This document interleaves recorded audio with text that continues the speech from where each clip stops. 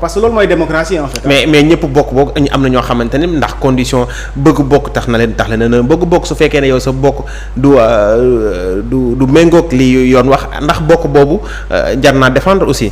waaw xam nga yoon boobu nag il faut que ñu taxaw ci tuuti.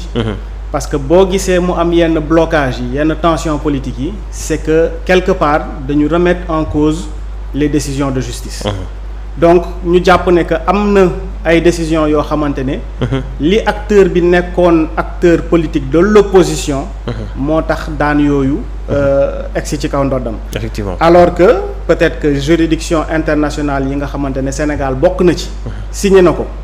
lu mel ni CEDEAO lu mel ni comité des droits de l'homme de l'ONU yooyu yëpp Sénégal daf ko signé d'accord ne que lu ñu wax dinañ ci tënku. d'accord donc bu fekkente ne gis nañ ne que justice su Sénégal dafa nekk en porte-à-faux ak juridiction yooyu ak li nga xamante ne loolu la ñu namm ci justice ñu oo yenn acteurs yi pour que ñu ñëw sur la table pour waxtaanee ko loolu moo sababoon waxtaan bi dialogue national. léegi maintenant par rapport à votre participation ci dialogue bi maintenant yan point lañ fa tënkoon tey ñu nangu woon ne dinañ ko yóbbu assemblée nationale xëy na aussi ci élection présidentielle yi nga xamante ne ci lañ jëm suñ ko jëfee daal maanaam dina tax ba acteurs politiques yi nga xamante ne yëf yi soxal na leen au moins ñu gis ci seen bopp. waaw xam nga dialogue national bi ñu koy tàmbali dafa amoon terme de référence. bi ñu egsee ci ndoxteel ba maanaam bi ñu ko lancé ba pare. déedéet. ndax parce que am na parti politique yoo xam ne ñoom ils ont été radical parce que nee nañ suñu xamul terme de référence yi aussi. ñoom duñ mën ci mën ci soobu ñenn ñi waxoon sax ne on va quand même pas dialoguer en ayant un pistolet sur la tempe te loolu tamit mën nañ ko daal di comprendre parce que su nekkoon terme de référence ñu ci bari dañoo jàppoon ne non au troisième mandat la déjà benn. ak itam bàyyi ñëpp bokk. waaw xam nga terme de référence. du wees. bi ñu ootee dialogue national kenn ci ñun amul woon terme de référence mais l'idée c'était que ñun ñëpp ensemble. de façon collégiale ñu décider lan mooy doon terme de référence yi. et ça je pense que c'était important. parce que suñ la joxoon ay termes de référence yoo xamante ne amul discussion mënoo ci joxe sa avis mën nga cee bañ a gis sa bopp. man yoo xam ne dañ ko décider au préalable déjà. voilà yoo xam ne yow joxe woo ci sa xalaat bien sûr. waaw xam nga loolu bu ñu ko defoon. ñu bëri dinañ ne que gisuñu seen bopp ci dialogue bi. mais au contraire dañ ñu ñu toog ñu ne ñu premier jour bi on va parler des termes de référence. ku ci nekk ci ñun indi li mu yaakaar ne war na mën a bokk ci biir dialogue national bi. donc bi ñu ko defee ba valider ko après mu am code de conduite aussi ñu valider ko ñu commencer nag les travaux.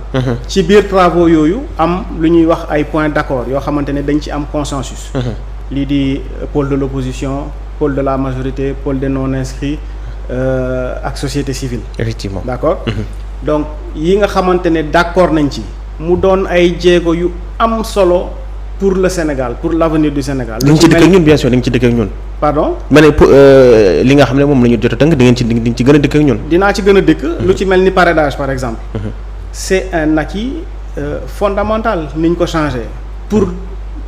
Renforcement aux démocraties parce que ça va permettre à un plus grand nombre d'acteurs politiques ñu bokk ci parrainage ñi nga xamante ne sooy fàttaliku élection bi passé recalé nañ leen ndax parrainage ñooñu mais tamit mais monsieur Ba tamit nañu waxante dëgg quelqu'un qui aspire quand même à diriger le Sénégal yaakaar naa ne war nga am benn base boo xamante ne au niveau déjà national waxuma la sax sa gox mais au niveau national quand même vous pourriez atteindre un certain nombre bi nga xamante ne tey di nga am benn représentativité boo xam ne tey su demee élection quand même vous comptez faire de bons résultats koo xamante ne mënu am 1% ci ñi dem élection ndax kooku aussi jar naa sonal. waaw xam nga parrainage bi niñ ko tëggee woon ci njalbeen au départ. moom la ñu jàpp ne que baaxul woon. mais le parrainage en soi c'est une bonne chose parce que c'est un filtre. parce que élection présidentielle aussi c'est une élection importante. c'est pas du jeu. mais ni ñu defee woon parrainage. lañ jàpp ne que c'était antidémocratique parce que yaa ngi gis waxu doublon yi yaa ngi gis mbirum maa la njëkk déposé et cetera xam nga loolu sax ci image u Sénégal nga gis ay kilifa yu toll ni ñu toll woon ci jamono jooju di xëccoo di dóorante mbagg on a vu les images sont là quand même oui donc loolu aspect yooyu yëpp lañ bëggoon revisiter pour que parrainage bi doon lu pertinent. Effectivement. Voilà donc c'est un acquis aujourd'hui je pense très important. Parce que parrainage bi changé nañ ko. Effectivement là c'est un parrainage mixte. am na le parrainage des citoyens comme ni ñu ko defee woon pour premier parrainage bi mais am na aussi un parrainage des élus. Effectivement les députés les maires et les présidents de conseil départemental. Donc loolu lu am solo la parce que ça permet à un plus grand nombre de participer. Am na aussi tirage au sort pour xool kan mooy njëkk a dugg. mu leer dès le départ. Mais loolu tamit est-ce que du métti suñu ca àggee instant yi peut-être on peut dire que c'est une très bonne chose mais suñu àggee bay tirage. xam nga politiciens rek entre ñoom ndax mun nañu wax ne tirage bi dañ koo truqué xam nga rek. Non justement xam nga bi yoon. dafay am benn comité. boo xamante ni dafay siéger comprendre nga. boo xamante ne tous les acteurs yi nga xamante ne dañoo déposer pour parrainage. dañuy am représentant buy toog ñu saytu liste yi ñu yónnee valider ko doog ko jox conseil constitutionnel.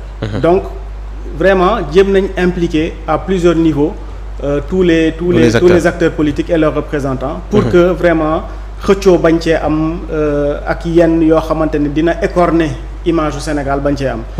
Mais ça reste quand même un exercice important parce que comme ni nga ko waxee sànq koo xamante ne amoo ñeenti nit wax dëgg yàlla. Vraiment parrainage bi ak luñ ko yaatal mais doo mun a bokk. Voilà donc c'est vraiment un outil qu'on a voulu démocratique.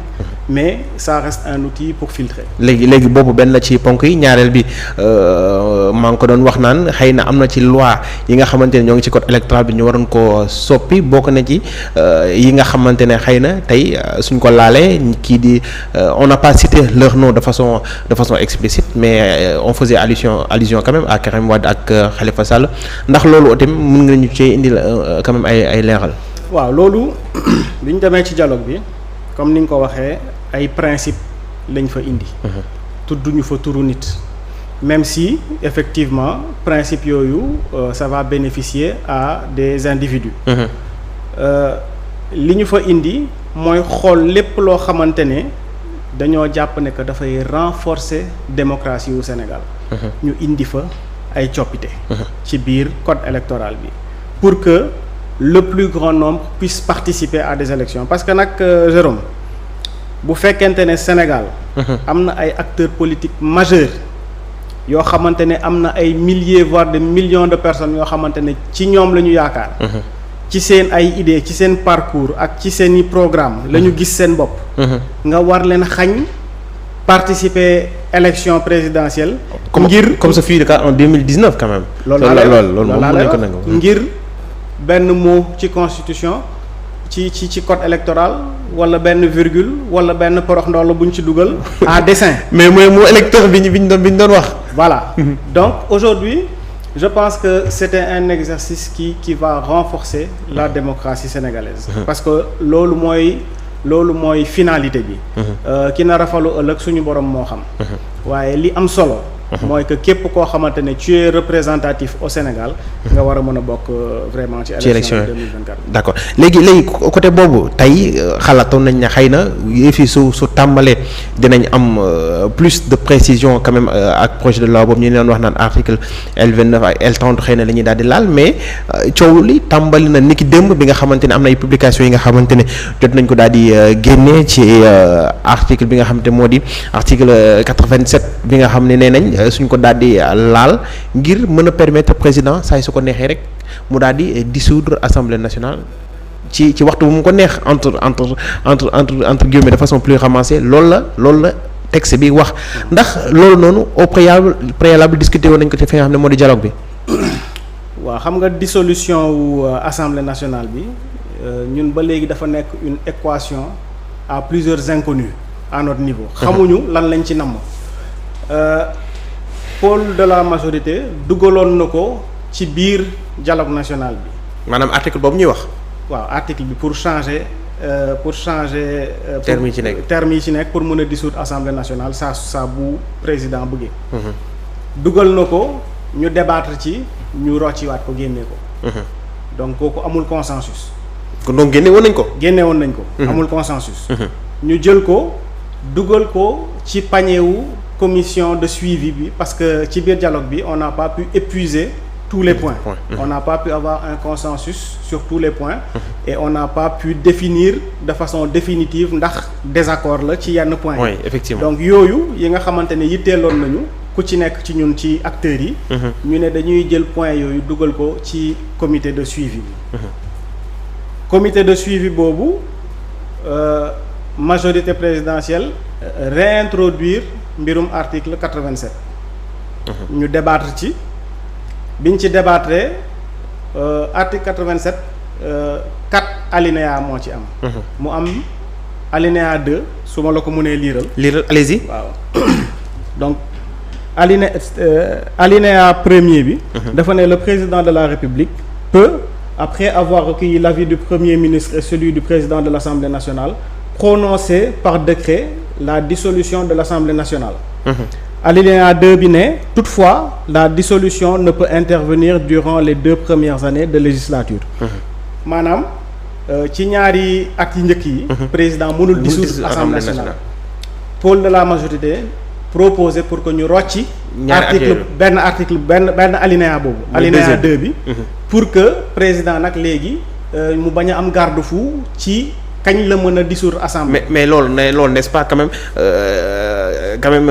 une chose qu'on peut qualifier d'antidémocratique aussi. tout à fait ñun loolu lañ défendre. position boobu lañ défendre dañu jàpp ne que bu fekkente ne am na ay élus yoo xamante ne ni askan bi falee président de la république lañ leen falee ñoom.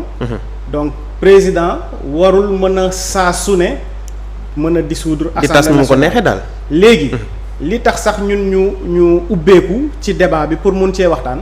c'est que dañu nekkoon dans une logique de rationalisation du calendrier électoral. maanaam bañ di saa su ne Sénégal di def élection ren élection déwén élection gannaaw déwén donc ñu ne dañuy jéem a xool. nu ñuy harmoniser position yi. pour mun ko dugal ci texte. waaye waxtaan boobu dafa yeggul. ah bon waxtaan bi yeggulee nag ñun à notre grande surprise ñu gis ne que dañu ko fas yéene woon waxtaanee Assemblée nationale. D'accord. Mais gis nañ aussi ne que par la suite le pôle de la majorité a encore